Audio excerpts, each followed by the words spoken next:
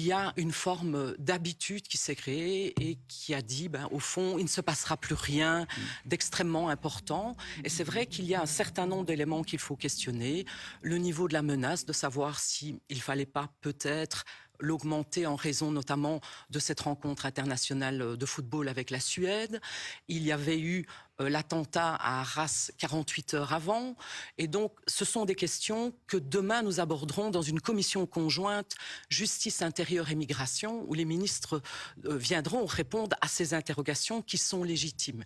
Il faudra aussi questionner, évidemment, le gouvernement sur l'absence de suivi d'un certain nombre de recommandations de la commission attentats qui avait eu lieu après les attentats de Bruxelles. On n'a pas tiré les enseignements des attentats du Il y a 22 mars. toute une série de recommandations qui ne sont pas mises en œuvre, notamment une banque carrefour de l'information où l'ensemble des services de sécurité viendraient déposer dans cette banque les informations pertinentes qui n'existent pas à l'heure actuelle, l'absence de moyens suffisants pour notamment la police judiciaire terrorisme, qui est venue encore il y a quelques mois devant le Parlement crier toute sa détresse par rapport à des moyens en personnel, en technique.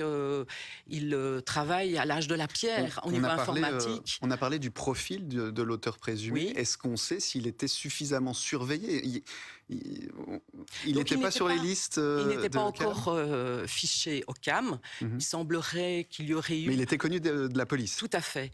Moi, je pense que la question fondamentale, et je ne serais pas suspect sur ce dossier-là, c'est de se dire, dès lors qu'on a quelqu'un qui a quand même un certain nombre de problèmes d'ordre public, qu'on a un refus de la demande d'asile, on l'a dit tout à l'heure, la question c'est de savoir s'il devait toujours être sur notre territoire.